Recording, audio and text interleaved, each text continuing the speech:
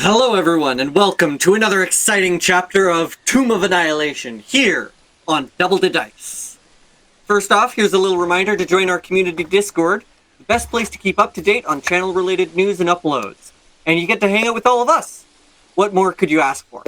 Except maybe a fan playthrough of Tomb of Annihilation run by yours truly. So don't miss out, link in the description. Now, last session, we finally got our beach episode! With beach volleyball and everything. We met Chad, and Kyle, and my sister. An elf, a bugbear, and a dwarf, respectively. Chad healed up Farul's injured leg with the regeneration spell, and Yenben and Mordai cooked up a Deinonychus by burying it in the sand and cooking it. We learned about sea turtles and tree turtles. As the sun sets over the jungle, let's reintroduce our players. Starting from this side. It's Bob the Krill playing John J. Seal. I'm chilling on the beach, I feel, and this session's gonna be keeping it real. Very nice. I'm Jay, not as chill as John, but I'm playing Mordai Low, our Tiefling Barlock, ready to get out of. I'm Treviathan playing Yenben, our surly bugbear ranger, who's talking a little like this and doesn't seem all that relaxed despite being on a beach. I'm Gala Drummond, and I'm playing Lila Clag, our half-orc druid, who is throwing it up with Chad and enjoying the wonders of sea turtles. And a very brief moment of thanks for our incredible and amazing Technomancer, the Bread Pirate Ryberts. And finally, I am riding shotgun. I'm just along for the ride. So, you all sit to enjoy a lovely roasted raptor. What do you do? Tastes like chicken. You know, if chicken could still try and eat you. Honestly, it probably does taste a lot like chicken. I'm lying, it tastes like fucking lizard. I feel like that's what druids say when the created food doesn't taste like anything. And this definitely tastes like something. Hooray. Well done, Mordai. Not too bad, considering you had a hole in the ground to work with. No kidding. The magic is magic. Well, that does take the fun out of it, doesn't it? It's magic sauce. The secret to my recipe is magic. Literal magic.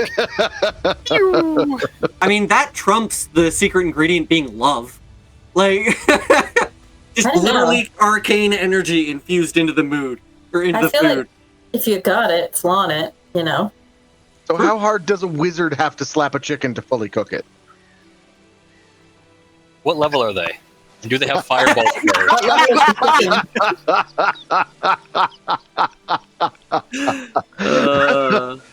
Touché.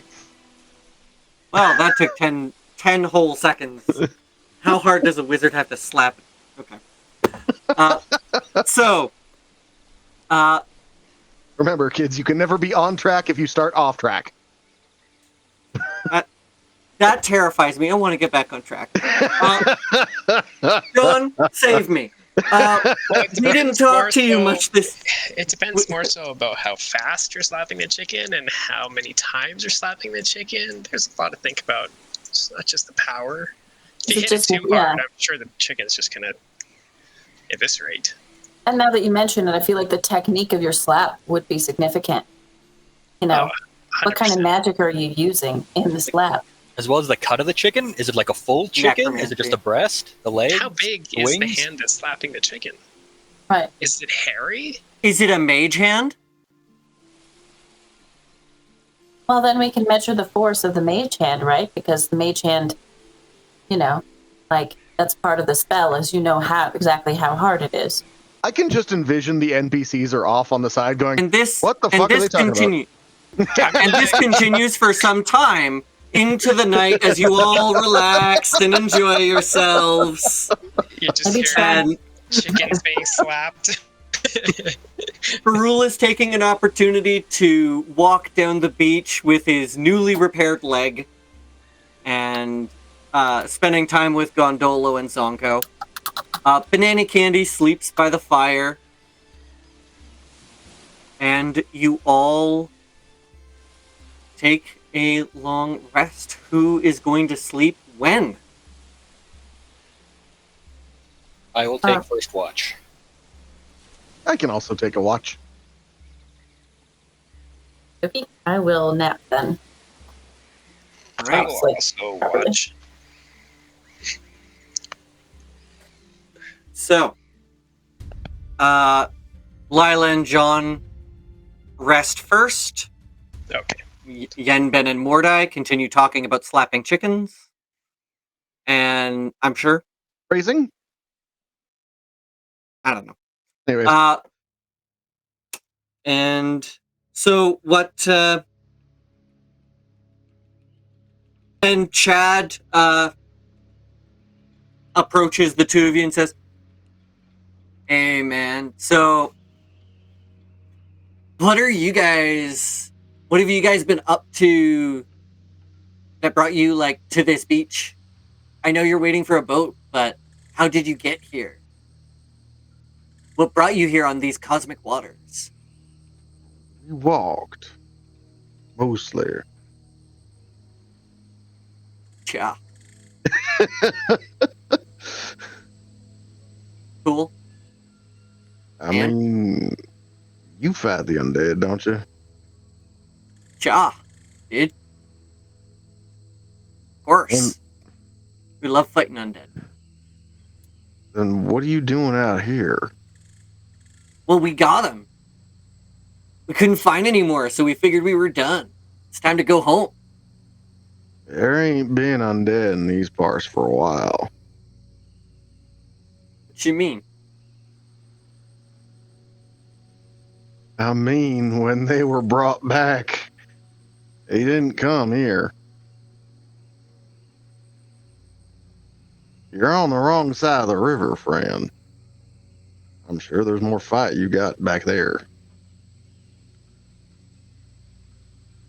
Well, I mean, dude, we found some undead around here, and then we got rid of them.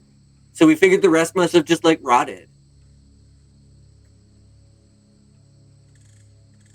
What do you know about any undead with blue triangles on them? Good question. Hi, throwback. Good question. What do I know about this? Oh, yeah.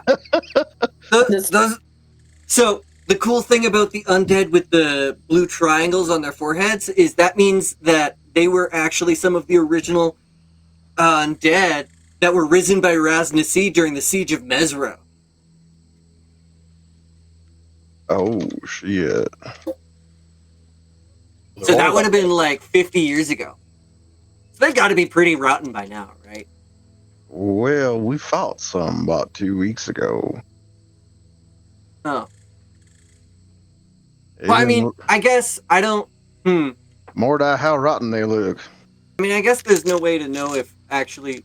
No one's actually found a body for Rasnazi, as far as I know. So, like, he could be around, or maybe some of his followers, or something.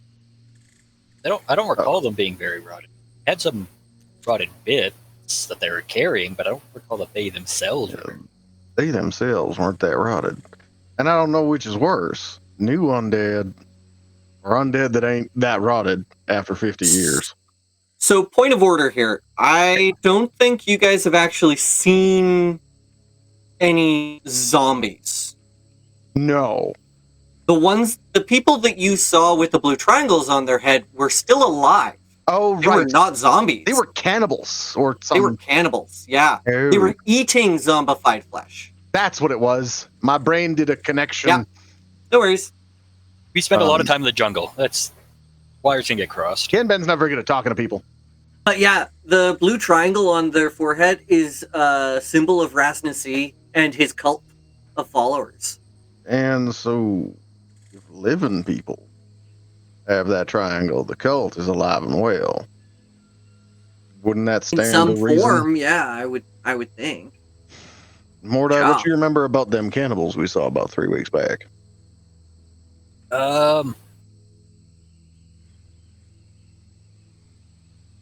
What do I remember about what these cannibals fought almost a year ago? In real space. Exactly. They were Oh no. relatively organized. They had tents and stuff all set up. It seemed static. I can't remember how easily those tents, or if you even noticed, we were just like, oh no, we need to rescue John here. Those tents would have been mobile. Okay. That would not have been a permanent camp that they had set up when you found John. Says Yenben, definitely recognizing what kinds of tents they were.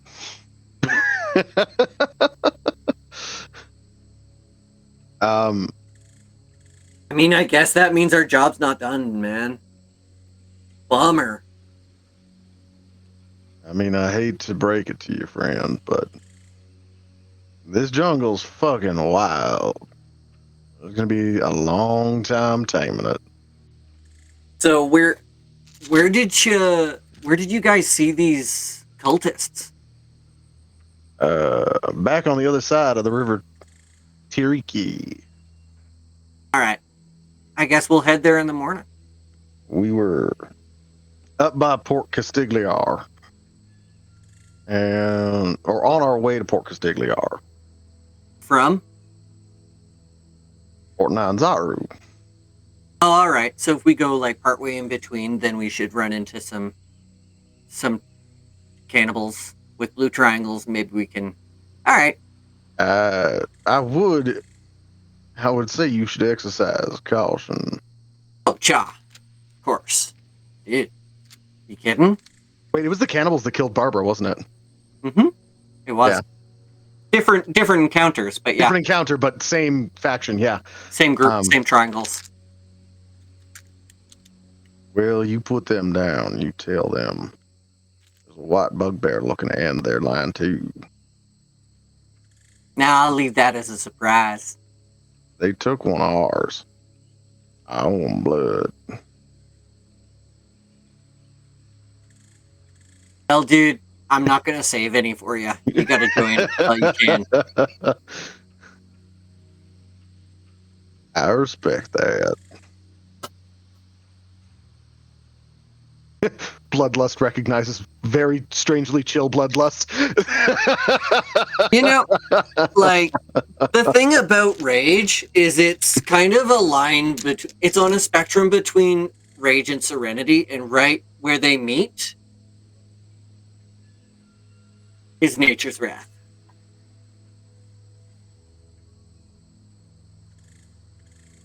Nature doesn't destroy because it's angry. That's fair. But it doesn't make it any less destructive. You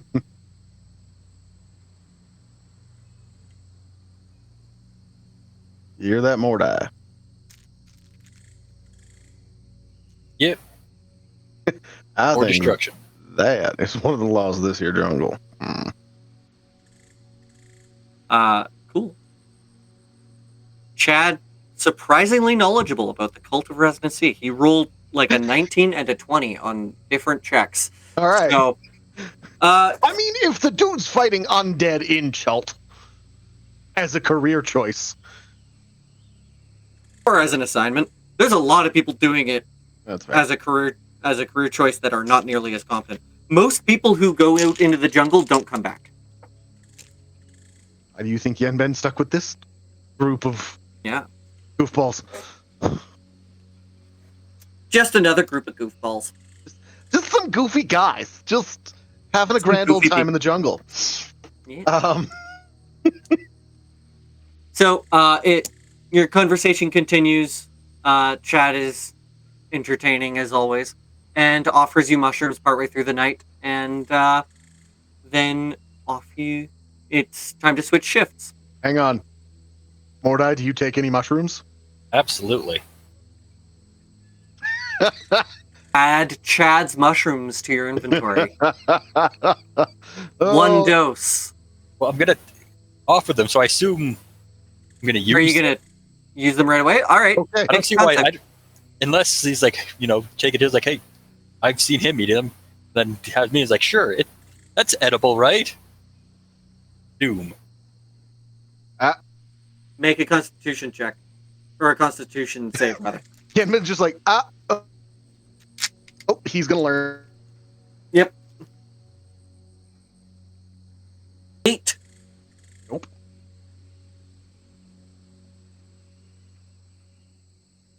I'm gonna try to keep this simple and say, you see your patron. You see God. Chef, what are you doing here? and you're not asleep, and you're yeah, exactly.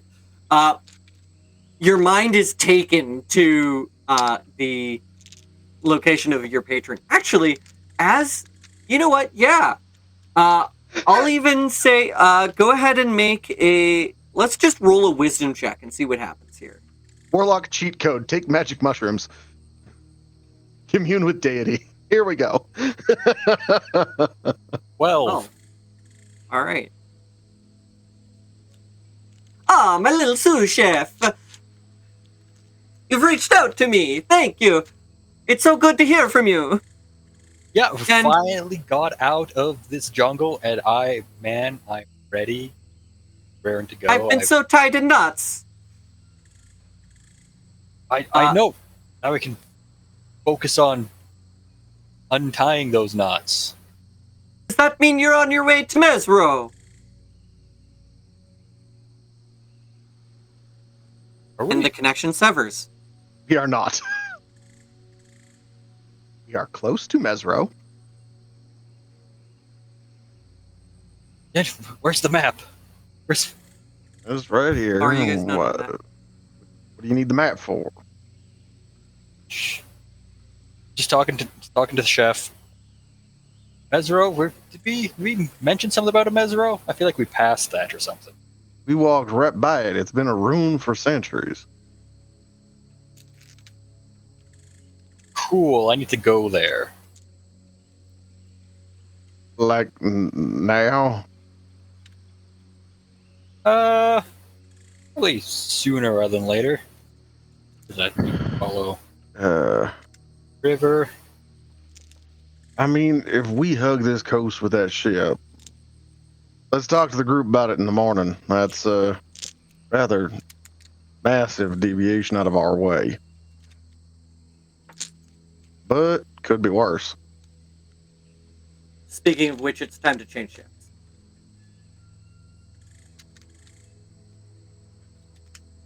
All right, tag team. Lila, you're up. Kala Drummond, did you say something? I think you're muted. Yeah, so it's me and John, I presume. Yeah. So, so what do you two talk about? Where are we going again? I think the plan is we're going back to Port Nine-Zar, right? Like, we found the Needle's bones. We are splitting whatever treasure we're going to split, such as it is. And then I think we have to head back to the port, at least to resupply. I don't know about you, but I'm getting pretty low on bug spray. It's not good. Well, It's very itchy. I could give you some of mine if you need it. Well, But thank I you. guess we'll be back soon before you know it. I mean, I'm okay for now, but rations. Well, yes. If you run out, just let me know. Thank you. That's very kind of you. Yes. Do you ever wonder how your family's doing when you're in this jungle? Yeah, I mean, I guess I'm used to us being on the road a lot, not necessarily together. So you're very independent. Yes, I think I remember from our last talk. You're far more used to this exploring and adventuring than I am.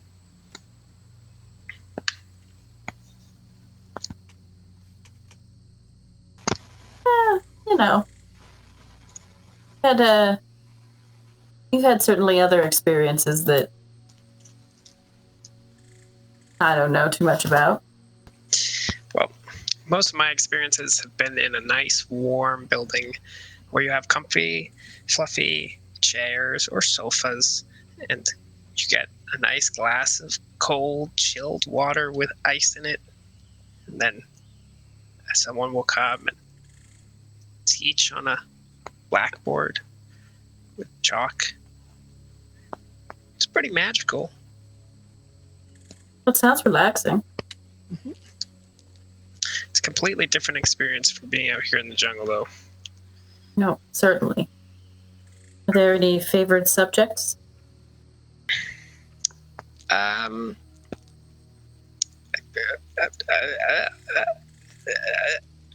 like.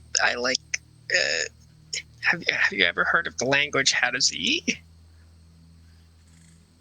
I don't know. Should I? I'm going to roll for that one. Have you heard of that language? I don't know. Are we going to call that intelligence? Sure, roll an intelligence check. The implications that Nope. John knows this language is interesting. Okay, so that was a 7. So probably not. I don't think so. I don't think I've heard of that. Where's it from? It's not quite a subject in my school, but there's a group of friends that I have, and one of them speaks How to Z, and he's been teaching us. So I am getting quite fluent. And, Oh, well, I mean, that might be my favorite subject. okay. What do you like about it? Well, it sounds amazing. It sounds like Oh, something like that. I think that's partially maybe how you speak it. oh, okay. Yeah. Interesting. So how's your schooling? Oh, well, druid schooling is basically all practicum, and we're just unleashed on the outside.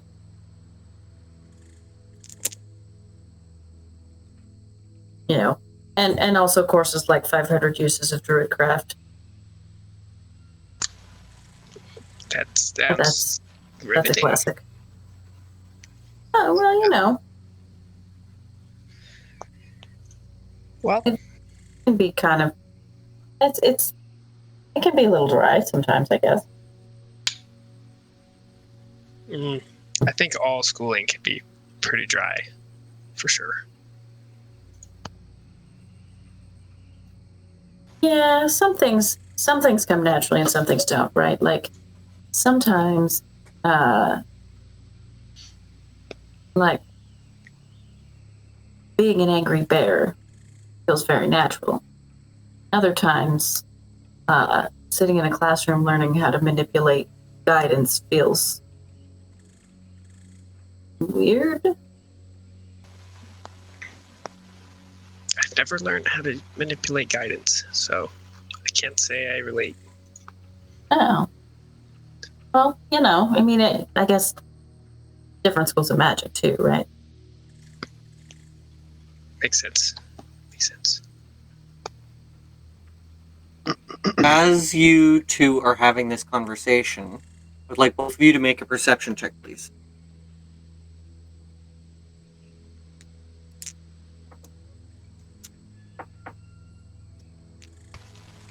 Yeesh.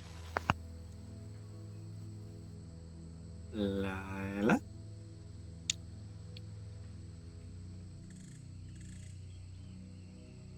Okay, so you both did roll. Okay, I just missed one.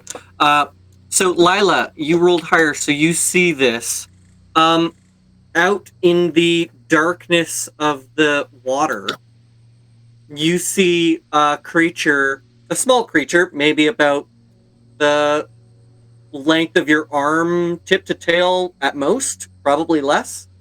It is slick and covered with fur. It swims up on shore.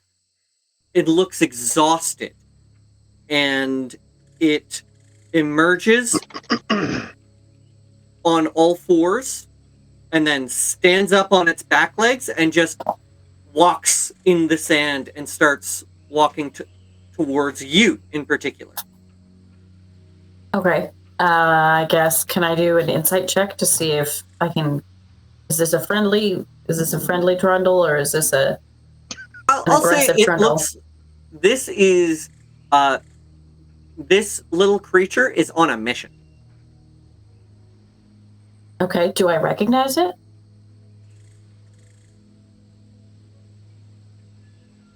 I would say that you would recognize that over long distances, one of your father's favorite animal messengers is an otter. Okay. Does this look like an otter? It does. Okay. Well, I guess then I'm going to... I don't know. I guess for kicks and giggles, I will cast guidance on myself, and I will wait for it to approach. And it does, John. You notice this too. This little otter comes kind of like marching on up, and as it approaches, you can clearly see that it's under the effect of a spell. And Lila, you hear in the sound of your father's voice, it approaches you. It stands. It opens its mouth. And just your father's voice comes out saying, "Sorry for the long wait. You'll have to bear with me. This is a message for my baby bear. I hope it finds you well. Dad. I am... Please let this little guy know how your mission is going. Mom's still not feeling well. Her condition's getting worse. I don't know how much longer she'll... we'll just have to grin and bear it." Don't shoot the messenger. I hate to be the bearer of bad news. Oh my gosh. And I think that's it. You can you can respond to this message.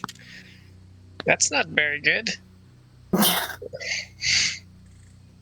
Oh my goodness. Okay, so I guess I Father will... was always a fan of bear puns. Yeah, and to an excruciating extent. Okay, well, I guess I will respond to the otter. I'm going to tell it that we are doing okay. We made it to the beach. We have... I guess I'm not really sure what to... I'm kind of pausing because I'm not really sure what to tell him, because we haven't really made direct progress on dealing with the soulmonger. I don't really want to tell him about the undead stuff that's happened without, being able to talk about it. And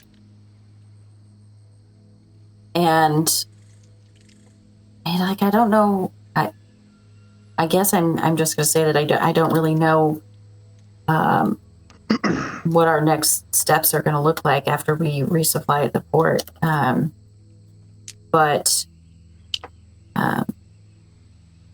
Well, you know about the Guardian of Orlunga. Well, right, but we also probably want to be careful what we share over long distances in case the animal messenger is disrupted for some reason. The biggest concern with an animal messenger is not that someone would be able to intercept the information, but that the information just would not reach their intended target. Like, if something were to happen to the animal, it wouldn't spill its message to someone that was not intended. it would... Even someone magical like a hag who might be able to magically glamour make it or either cook it. a... Well, the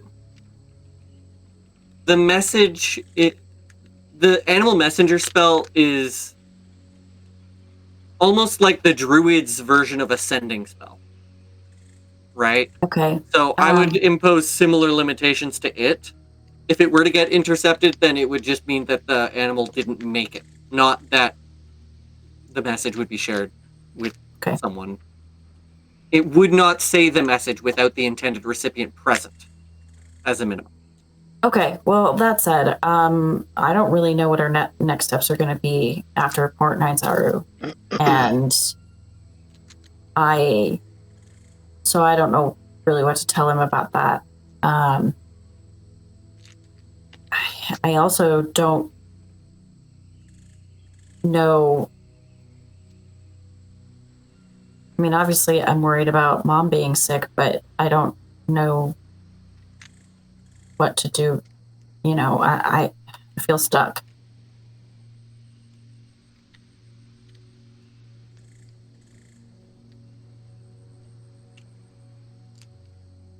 It's your message. Well, I am saying that, though. I am saying, like, I feel stuck because we haven't found the answer to what's happening. And that's going to continue to affect her until we do. So. And after the otter finishes delivering its message, it kind of relaxes and kind of comes to a little bit. And then as it hears your message, as soon as you're done, then it kind of goes and then turns around and goes back into the water and then it starts hopping along on all fours to go back into the water. So, is your mother there? She's sick. Is that the death curse? I mean, presumably. Not like anybody can figure out what's going on. Like, like all the priests and clerics seem pretty clueless. That's not good. Do you know how long she's had it for? I mean, since before I found this party.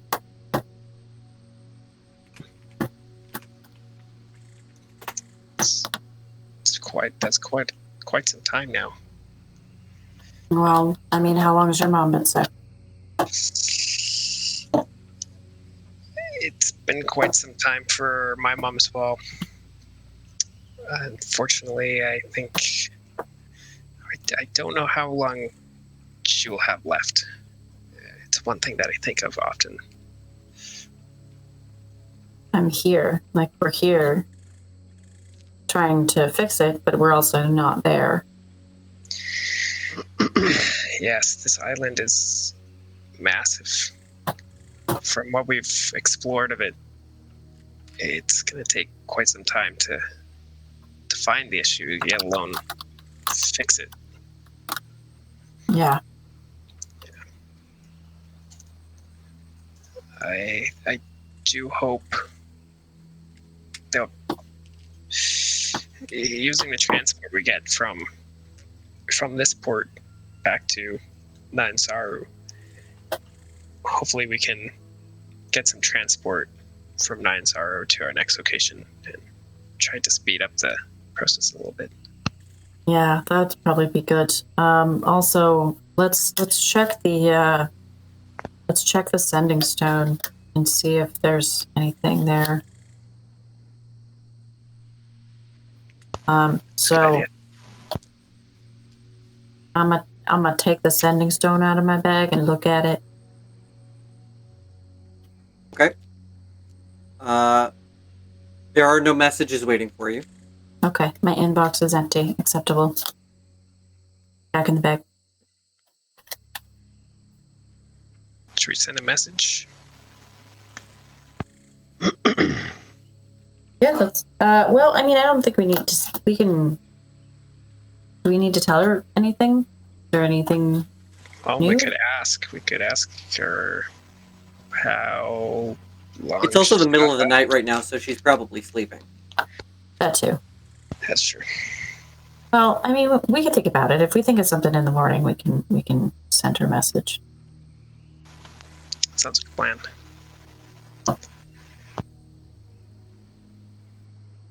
Well, All as right. for now, I think we're just gotta enjoy the sand in our toes, the cool breeze in our hairs. As we can. As we can. Yeah. Take it one step at a time.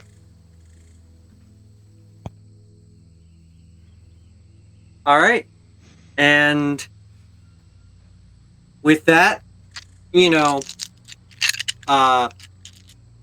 happy reminder fresh in our memories, the sun rises on day 26.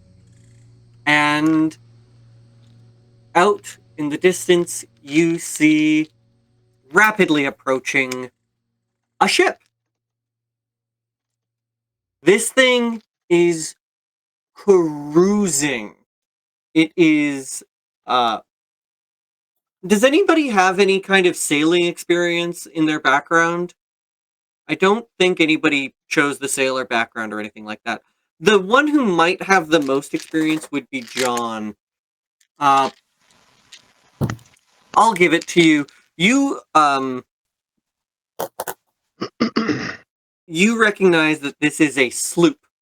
It's not a full-blown, like, trade galleon or anything like that. This is a much faster sloop design with big old sails for its size. And in the morning, Chad addresses the group and says, "Hey, dudes and dudettes. So I was talking to Yen Bent, and it sounds like our mission is not, in fact, over, and we have more work to do. So we're just going to go head out into the jungle, and hopefully we will, find more undead and bring an end to them. It was great meeting you all." Well, hang on, team. Huddle up. You just wait right there. All right. Huddle. Chill, dude. Hey, Mordai, you want to tell them what you told me last night? About what in particular? Mezro, Mezro? that you need to go there. Why? How high were you?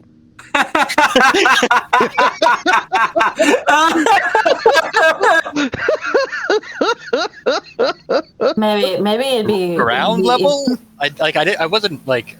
How many Pretty sure I No, was mushrooms? 5'9". What do you mean? How many mushrooms? I guess. There's one. Full A mushrooms. whole damn one. He touched God. He started talking to a chef and said he needed to go to Mezro. Oh, did I? Talking in my sleep? Oh, dude. Oh wait, you guys are hiding that from him. We're huddling. We're huddling. You were wide the fuck awake, my friend. Whack. If anyone else was saying it, I wouldn't believe them. But because you're saying it, Yanbin, I will believe you. Mezro, huh? Where's Well, Mezro? That's the same question you asked me last night. Well, because I don't know where it is. And It's by Kitcher's Inlet. You see this water right here in front of us? You follow the shoreline that way. And it's on the other side of the river. And it's literally on the other side of this little spit of land we got. oh, so it sounds pretty close. Kind of. Hey, DM, quick math. How much time would it add to our journey to dip into Kitcher's Inlet? On foot? No, on the sloop. On the sloop, not terribly much. The How question fast is it's whether or not going? It's like only a day. So, But I all don't of our previous math was based off of stuff that I found in the Dungeon Master's Guide. But then I Okay. found out that in the Tomb of Annihilation, you don't get a ship that goes 2 miles an hour or 4 miles an hour. You get one that goes 10 miles an hour, 24 hours a day. Zoom! Each of these hexes is 10 miles across. Oh, So you can go like 20 plus, you can go 24 hexes a day in ideal conditions. so that's like That's an afternoon. Nyanzaru by breakfast. It's pretty quick. All right. You know, when I said 6 days, that was DMG math. That was not TOA math. Too many 3-letter acronyms. So with that speed, so that's we have to talk to owner of Speedy Boat to see if he can swing by Mezro for an hour or two. Yeah. What does everyone else say about that? Well, realistically, if it's an hour or two, I don't have any problem with it. But Well, it might be a day or an afternoon. Like, let's not underestimate things at an hour. What 5-minute task takes less than an hour? well, we can't get too far off track, you know. I know But if we're you look at this- expected. But we're never gonna come here again, because what we need to go after this is on the other side of the island. So Well, I mean, fair, but why did your chef say? Was it your chef who said you needed to go? Why did you say you needed to go? I have no I'm going to idea. say for the ease of everything, you do remember the vision. Okay, Not like you got so high you forgot where you were. it was funny though. It was for a minute. It was. And as the conversation, your memory gets jogged and it comes loose. Oh yeah, knots tied up in knots at Mezro. Just start, And he asks specifically, "Does that mean you're coming to Mezro?" yes. Did you That's answer what he him? said. And he said, "Are you coming to Mezro? Not are you going to Mezro?" He said, "Coming to Mezro," and that implies he's already there. Also, quick question: who the fuck is the chef? And if we unleash him, how badly do we die? Do we have regret about that? Oh, chef's patron. It was a long story, but you know, there's a lot of deities, and they already have a lot of followers already. So some people decided, like, you know what? Let's just get a new deity. So they kind of dug really deep and try to shout it out to the darkness to see if somebody new would show up. And they found Chef. They dug into the depths and asked for a god, and one showed up. Yeah. The long and the short of it, there's a little more nuance to it, but that's the short of it. Well, I've changed What my do you mind. I mean? want to go to Port Nyanzaru. what do we know about this stuff anyway? It's teaching me to cook. It's just foodstuffs. It's fine. It's magical fine. foodstuffs. All right, well, so long as I don't end up on a menu. John, what do you think? I would like each of you to make an Arcana check except for Mordai. Oh, no. Hey! 18. Not bad. I'm looking for a 20. 19. I'm looking for a 20. Oh, hey! 22! Oh! Nat 20! I'm Nice. just thinking about food and worship from the depths. You can't remember much about it, but you heard someone in your circle talking about he who hungers. He who hungers. Yanven, do you know anything about this? About he who hungers?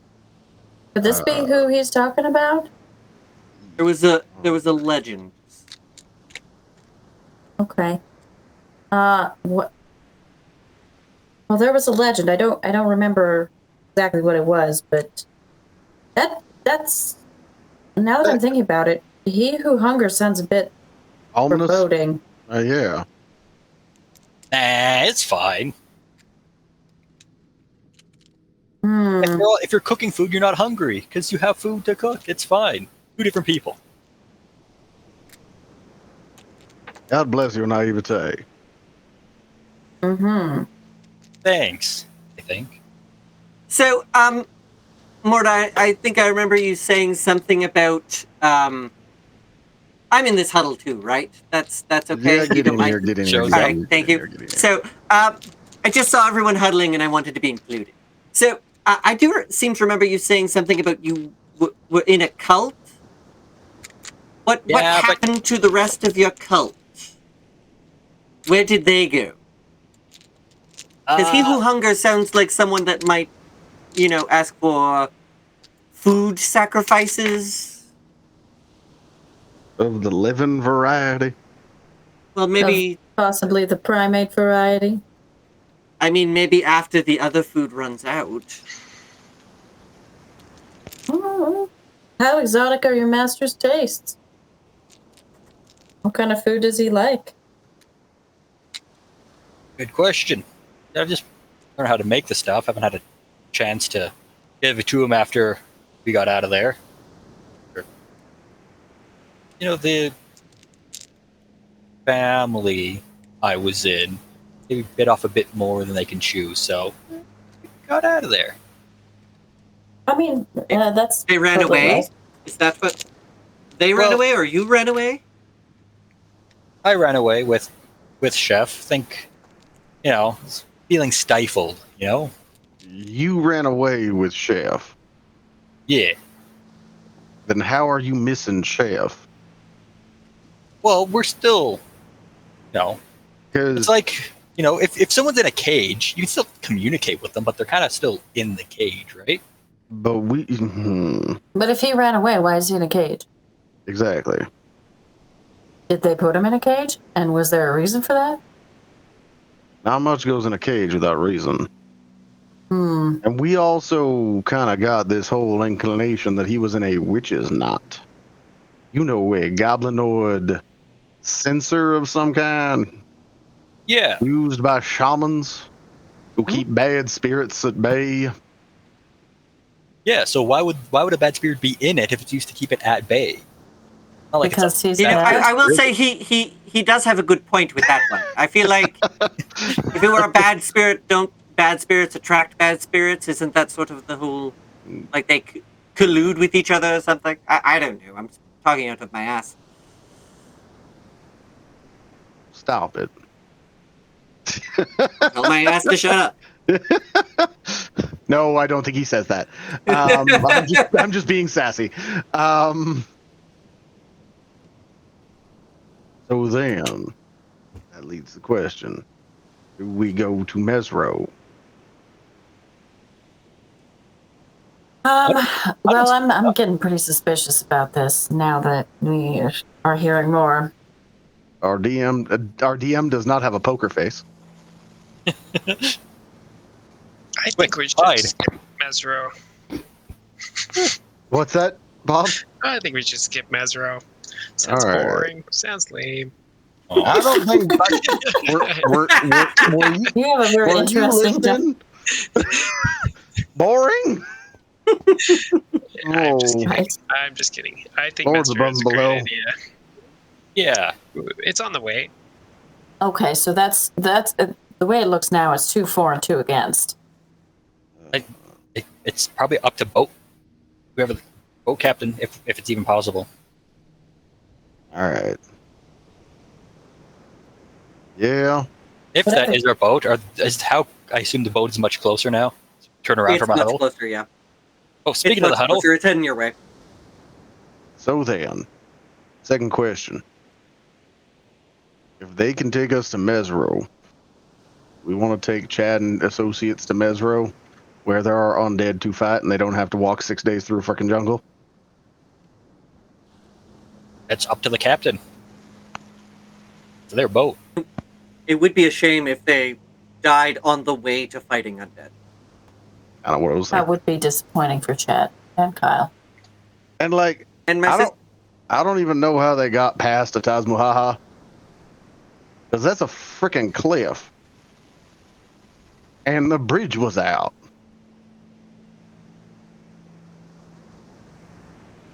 I don't know. Maybe don't Mai question has Featherfall and they just, hop down. No, I mean, you haven't asked them where they came from, so. That's also fair. that. Well, what y'all say? We drop them off in undead infested jungle and go visit a spirit that may be he who hungers and wants to consume all of humanity? Well, if it's just humanity, I think we're all fine. Well, that's only half of me then. I mean, that is half of me. Oh, you're half human. I didn't realize. So are you, tiefling.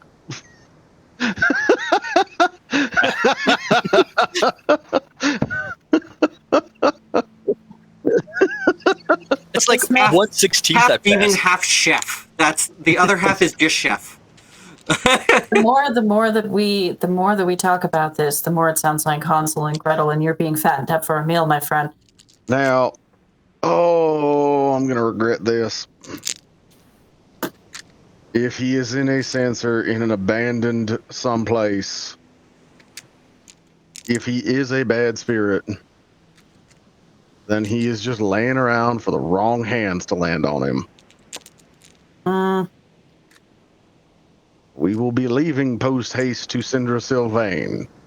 Maybe we ask her about He Who Hungers and if she can devise a way to keep a dangerous spirit safe and not deprive our warlock of his powers. Well, If the wizard would like to make an Arcana check, I'll give you some more information in regards to the nature of warlocks and their powers. Okay. I too would like to know. What's Excellent. We're No all, new information with that roll. Well, he We're got all a in the 2 dark. on the dice, so there. Yes, go. Blind leading the blind. Oh, hey, Bob, do your Actually, you know what? divination I will let. I'll let Mordai do a roll for this too. Actually, since Mordai is the warlock? Yeah, is the warlock in question. sure. Okay. I'll give it to you. Absolutely average. So the thing about warlocks is he is your teacher. He is your instructor. So if anything were to happen to him, you would not lose the knowledge that you currently have. Right? It's not like with a cleric where they would cut you off from your power. You would just have to find a new patron in order to continue your tutelage. All right. Fantastic. Real. Maybe he who wants to dance or something like that. Now that is way less intimidating. Like He who really enjoys sales during the weekend. He of the fancy pants. Like, let's add some whimsy. Why don't we? No, that's for Tomb of Picnic. Fair. This is not Tomb of Picnic. Still need to make those t-shirts. It's on our to-do list, okay? Yeah. I'm just saying. I'm not Russian. It's just, that's, I ain't drawing them. No, nobody wants me to draw them. Well, we would like them to happen. Then we definitely don't want me to draw them. Anyways.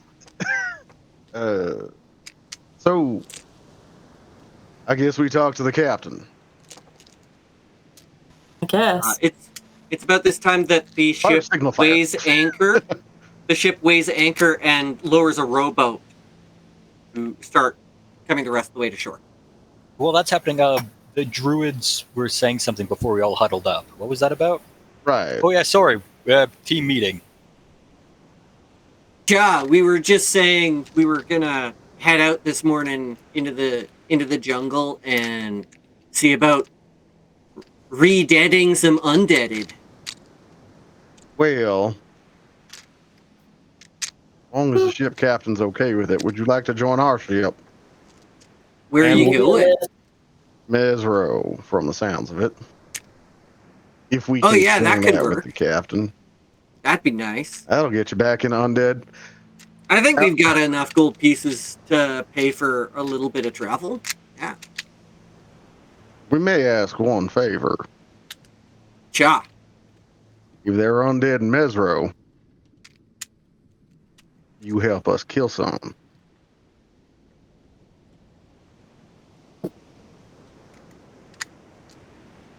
I'm going to step out of character for a second here. Okay. I pulled these characters out of my butt, and they do not have stat blocks. Okay? So they cannot help you. They were here for comedic effect only, for the beach episode, with no combat. You know what I have to say to that, DM? If they say no, we'll use a important roll to get them to say yes or something. Yeah. I was just going to say, asking a favor of these people to fight undead is like asking, hey, can you do me a favor? Can you breathe some air? Like 5 minutes? Can you come with us and do your job? Yeah. Hey, can we facilitate your job, and also can you just kind of like stick around and help us do your job? Cha, I guess. Quickly Googling like druid stat block. They cast this level basically. from, like greater restoration. So like, what level do they have to be for that? No. He had regenerate, which is like a 7th level spell. It wasn't in a scroll or anything. He's just really good at sleight of hand. So Like, Chad was an upperclassman when I was like an underclassman. Yeah. So it's not like, I met Chad, you know. Chad's been around. I'm not necessarily saying that we fight with them, but like if there's undead that we can skirt while they do the legwork, they can have an off-screen fight. It doesn't need to be one that involves us. I'm not here to put you on that kind of spot. Here, make a 14th or 15th level druid and his 2 lackeys, please. Pretty much. Basically. So yeah. Let's if we're gonna do that, we gotta take a break. Yeah. You gotta take a break so I can build that encounter and make that happen. We'll burn that bridge when we get to it. Yeah, I think that's we gotta get on the ship first. Yeah. So I guess while that's happening, gonna pack up our camp as the rowboat's coming over. Make sure we have everything. And does the robot look big enough to carry to ferry the dinosaurs? Oh yeah. Be like we got some dinosaurs. We did say that we had 2 dinosaurs. That was part of the message. Did say that. Can they swim? Or we just have like magic. They have a very, very large, like, double pontoon canoe style rowboat for ferrying cargo. And there's a Tensor's floating disc behind it. Just for good measure, yeah. Yeah, just plunk one of the dinosaurs on there. It's fine. Okay. Yeah, one of them has a magic item that just has Tensor's floating disc. Honestly, like for smugglers and sailboatmen and stuff, like that's kind of cool. For sailors, it would make sense. That would be kind of great. Anyways, I just homebrewed the best item that makes sense in this world. Okay, cool. Tensor's sailing disc. Yes. It only works above water. Exactly. See, there you go. All right. Only have to use So, there's a few sailors there. They've got their headbands, and they're there's no clear uniform with them, but they pull the boat ashore, make sure it's not going to float away or anything, and they walk up and say, "We're here to pick somebody up." Yeah, we'd be the Spellcats. That's them. Who's it? How many in your group? Us 4, 2 dinosaurs, them 2 guides. Cargo? And can we offer these 3 a ride? We may need to make a detour. How much of a detour? Mezro. I mean, you guys are paid for, but anybody else, it's 10 gold a day. Hey, Chad. You got 30 gold. We'll say it's 10 gold for the group. Come on! All right. Well, that was easier than I thought it'd be. Yep. So you all hop on the boat. Chad is very happy. This is cool. I've never been on a boat before, man. Yeah, me It's gonna be neither. great. Lonely Island plays in the distance. I'm on a boat. Anyway, Censor. immediately. Demonetized. You'd have to get Monetization? monetized for that to first. That's fair. So yeah, Oh no, I made myself sad. So we go onto the boat and they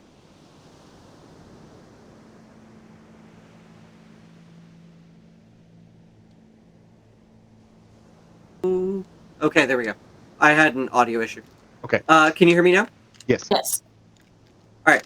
So the when you get back, when the rowboat gets back to the ship, they lower down winches and kind of have a crane set up to lift the dinosaurs up before they try to lift the boat back into its like life raft position.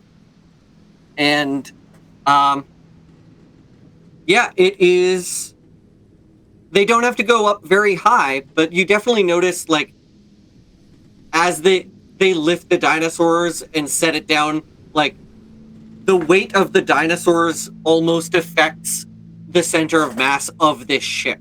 It's not quite large enough. Like, it is, like I said before, it's not a huge vessel. It's maybe 60 feet long, and Zongo by himself is heavy. We did specify the species of dinosaurs. I'm glad they fit the minimum. Mm-hmm. You get the impression that this ship is basically, with the 2 dinosaurs and all the people on it, it's pretty much at capacity, and honestly, it kind of crowded. Good thing it's a short track. As you all come onto the ship, you are greeted by a human with a big red beard streaked with gray. He's a hulking man. And next to him is a rock gnome with a bandana and a very calm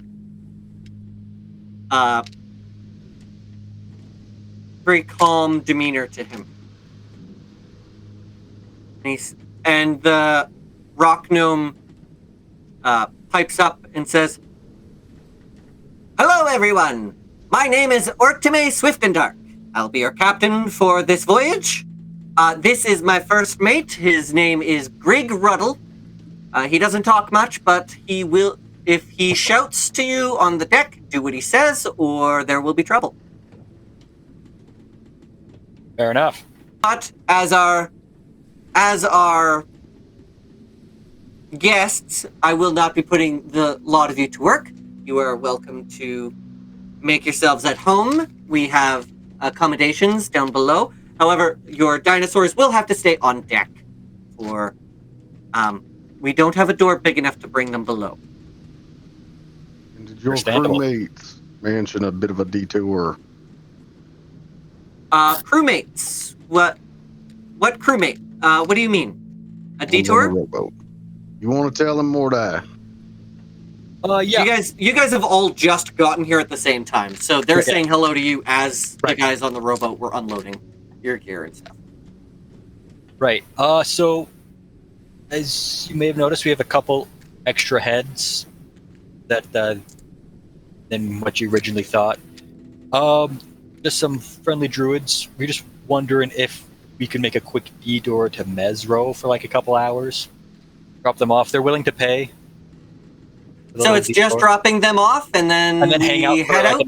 and then hang out for an hour or two, as I just lost something in Mezro. Do you have? I mean, your fare is covered. Do you have 10? Did they have 10 gold for the day's passage? I believe so. Your new friends? Hey, Chad, you got 10 gold? Yeah, dude.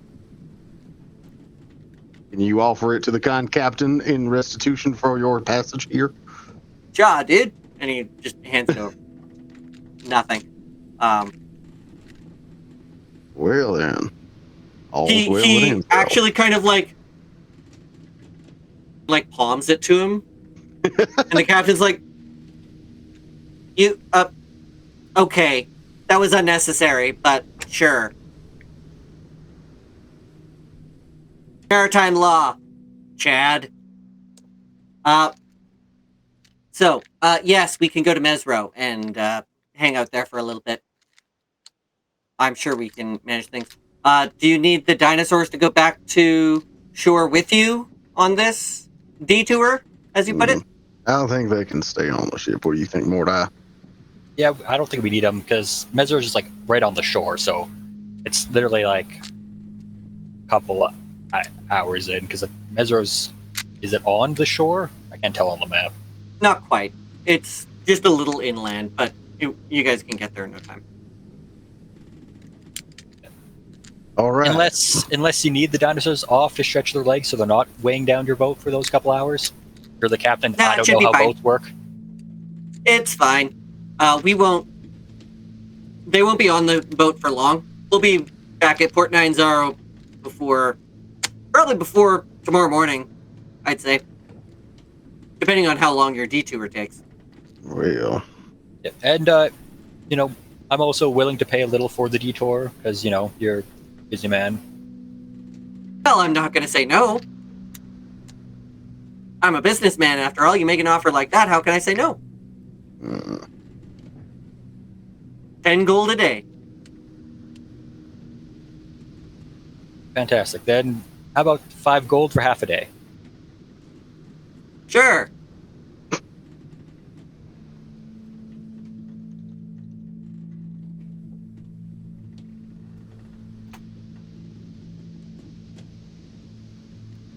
And so, with the creaking ropes and the birds of the sea flying around, you all make your way over to Mezro. Don't. No, I didn't. I didn't do... That's not fair. No. Oh. Also, it's not our joke. So we... No, it's not. No, it's not. I know. You guys are plenty funny with your own stuff. We don't need to steal jokes from It other makes people. me laugh. It gives me the giggles. All right. Now I have to find what page Mezro's on. And we're back. Thank you for that. So yes, we are switching everything that we've said so far about Mezro. Purple Smoke, we meant Mbala.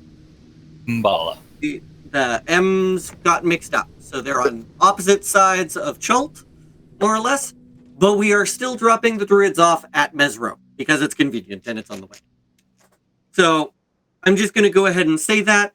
You guys go over to Mezro, you drop off the druids with no issue. They say thank you. And as a thanks, they give you a little trinket, which I will decide what that trinket is next episode.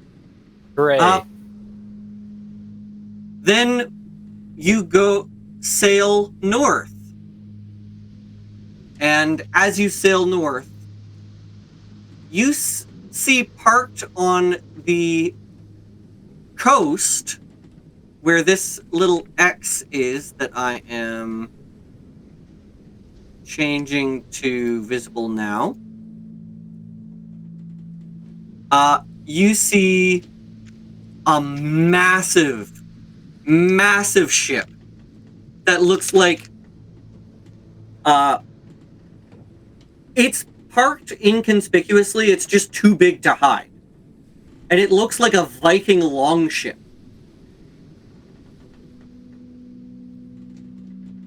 It is, you guys estimate about, I have the notes here, hold on. It is like 200 feet long. Hey, Lila. You know anybody that drives that kind of ride? I guess Investigation? History?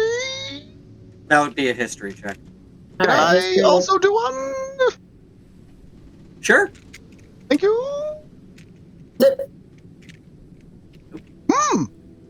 Well, it seems you know better than I do.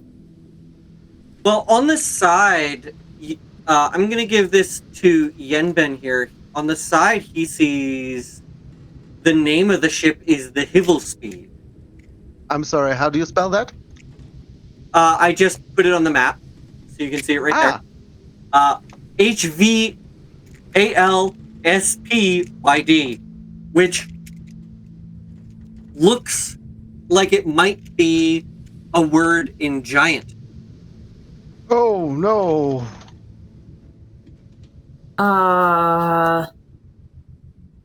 What if... While it's parked there, you can even see the giant, that there are probably 2 or 3 giants on the ship just kind of manning rigging and tying knots, doing, sailing things. Yenben, I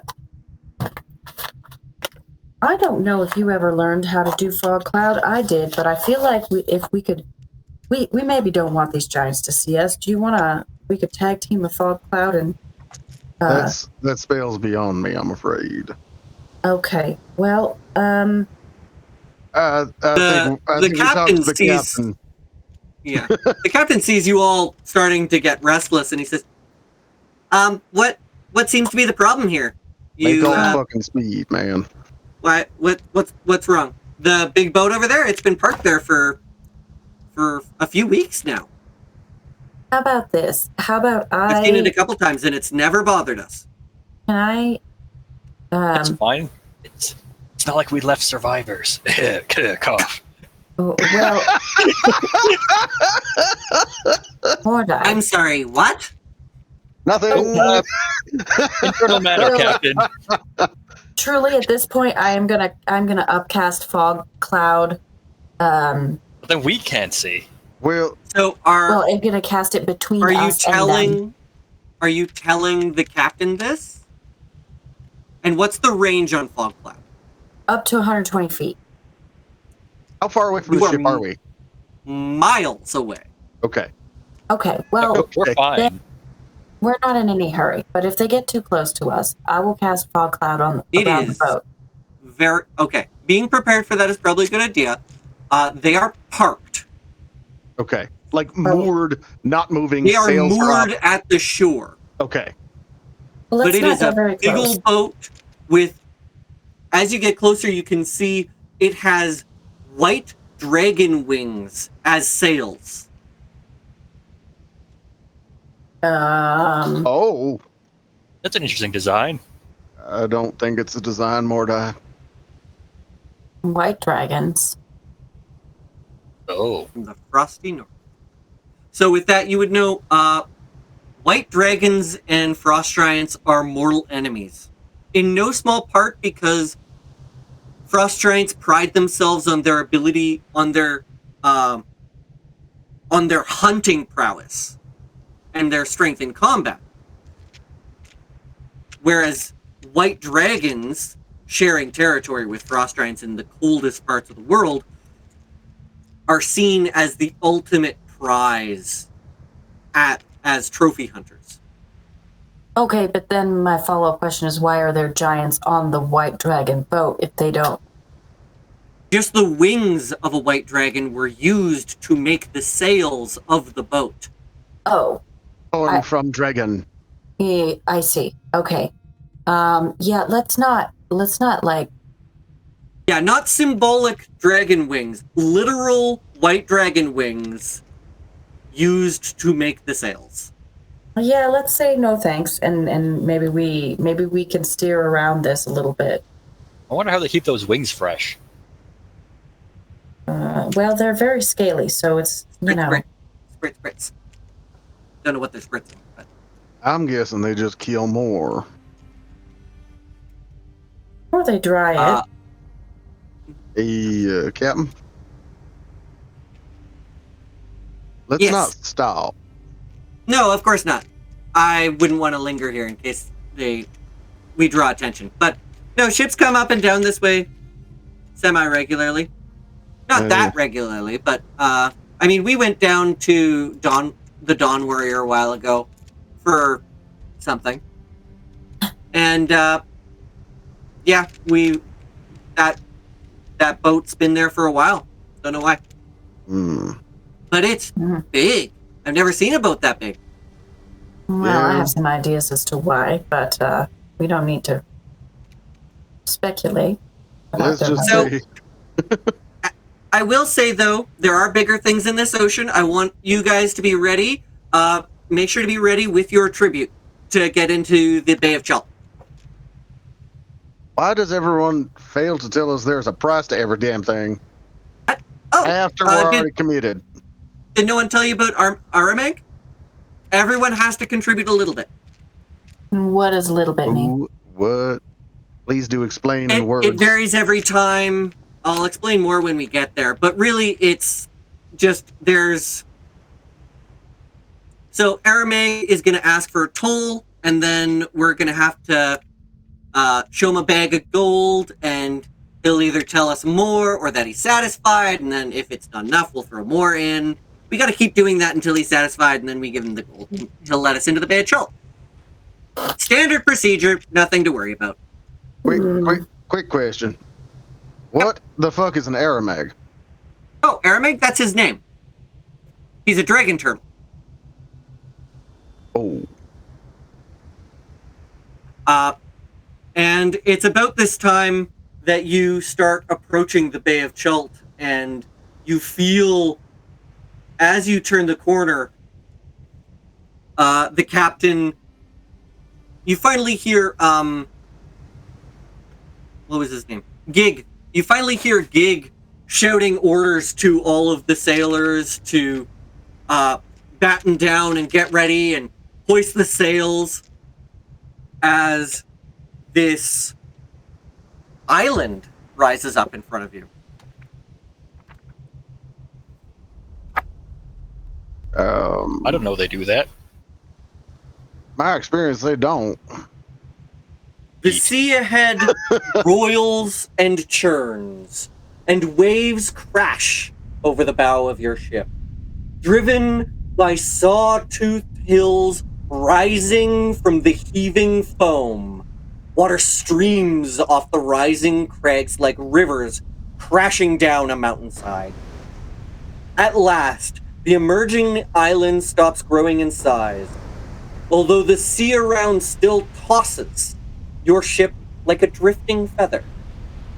Then a huge blast of steam erupts from the waves, and through the drifting, rainbow-crossed mist, you see an immense beak and a milky eye the size of a hogshead cask staring blindly in your direction. As the water calms, you also spot a dozen or more shark fins circling the ship. And that is where we will end tonight's episode. We'll see you all next week. Okay. Sure. I don't feel safer. Yeah, didn't we all teleport here? Is that why we have never seen this before? Yep.